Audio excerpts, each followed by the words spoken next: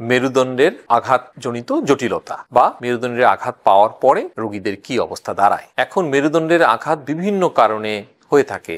আমরা বেশিরভাগ ক্ষেত্রে যেটা মেরুদণ্ডের আঘাতে পেয়ে থাকি যে উপর থেকে পড়ে যাওয়া, কোথাও থেকে যদি পড়ে যায়, উপরে ছাদ থেকে উঁচু জায়গা থেকে পড়ে গিয়ে মেরুদণ্ডে আঘাত পায়। আবার road traffic accident, motorcycle accident বা গাড়ি অ্যাক্সিডেন্টেও মেরুদণ্ডে আঘাত পায়। আবার অনেক সময় মেরুদণ্ডে আঘাত পায় মাথার মধ্যে যদি উপর থেকে ভারী কোনো জিনিস পড়ে যায়, হ্যাঁ, বা পিঠের মধ্যে কোনো জিনিস পড়ে, তাহলেও কিন্তু সেটা আঘাতপ্রাপ্ত হয়।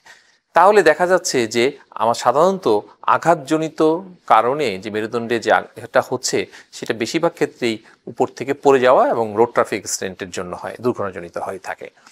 এই মেরুদণ্ডের আঘাতগুলা এগুলাকে আমরা তিন ভাগে ভাগ করি। একটা হচ্ছে শুধু হাড়ের মধ্যে আঘাতটা হচ্ছে, যেটা কোনো নার্ভস বা স্পাইনাল কর্ডে ইনভলভ হচ্ছে না, সেটা একটা গ্রুপ।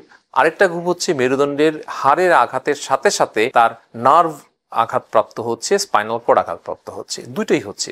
আর কিছু কিছু ক্ষেত্রে যেটা সাধারণত বাচ্চাদের হয় 9 বছরের কম, যাদের হাড়গুলো খুব ইলাস্টিক থাকে, তাদের দেখা যাচ্ছে যে স্পাইনাল কর্ড এবং নার্ভটা ইনজুরি হয়ে যায়, সেখানে কোনো হাড়ের কোনো ইনভলভমেন্ট থাকে না। আমাদের এই যে আঘাতগুলো আছে এর মধ্যে সবচেয়ে বড় আঘাতটাই হচ্ছে যখন আমাদের এখানে স্পাইনাল কর্ড ইনভলভ হয় এবং নার্ভ ইনভলভ হয়।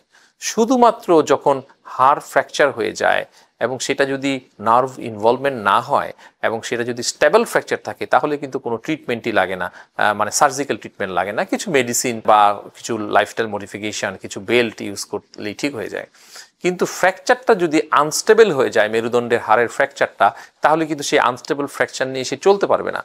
আপাতত তাকে ভালো মনে হলেও সেটা দেখা যাচ্ছে যে সে হাঁটার শক্তি পায় না, দাঁড়ানোর শক্তি পায় না। তখন সেই ফ্র্যাকচারগুলোকে অপারেশন করে ঠিক করতে হয়। একজন নিউরোসার্জন বা স্পাইন সার্জন হিসাবে আমরা সেগুলোকে অপারেশন করে ফিক্স করে দিই, ফিক্স করে আনস্টেবলটাকে আমরা স্টেবল করে দিই। স্টেবল করে দিলে সে হাঁটতে পারে, সে বসতে পারে, করতে পারে।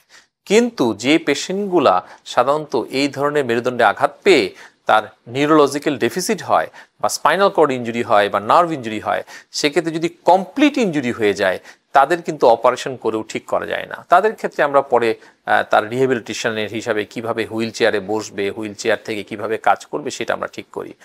আমাদের এইম থাকে ইনকমপ্লিট ইনজুরিকে নিয়ে, ইনকমপ্লিট স্পাইনাল কর্ড ইনজুরি বা ইনকমপ্লিট নার্ভ ইনজুরি, তাদের ক্ষেত্রেই আমরা তাদেরকে ভালো একটা রিওয়ার্ডিং একটা সার্জারি আমাদের এগুলো আছে, অপারেশন করে তাদেরকে ঠিক করতে পারি। যখনই নার্ভে প্রেশার পড়ে থাকে, নার্ভটা যখন টোটালি ড্যামেজ হয়ে যায় না, তখন নার্ভের প্রেশারটা যখন সরে যায় অপারেশনের মাধ্যমে, তখন কিন্তু পেশেন্টের হাত পায়ে আবার শক্তি ফেরত আসে। কিন্তু যখন তার মেরুদণ্ডে আঘাত পাওয়ার পরে তার দু পা দু হাত অবশ হয়ে যায় এবং তার কোনোই অনুভূতি থাকে না, তাহলে কিন্তু এটাকে আমরা স্পাইনাল কর্ড ইনজুরি বলি। এবং কমপ্লিট স্পাইনাল কর্ড ইনজুরিটা তখনই বলা হয় সেই সময় একটা স্পাইনাল শক বলে একটা টার্ম থাকে, ইউজুয়ালি সেটা 24 ঘন্টা 48 ঘন্টা পর্যন্ত থাকে। তারপরে যদি তার হাত পায়ে কোনো ধরনের শক্তি না আসে, এটাকে আমরা কমপ্লিট স্পাইনাল কর্ড ইনজুরি বলি।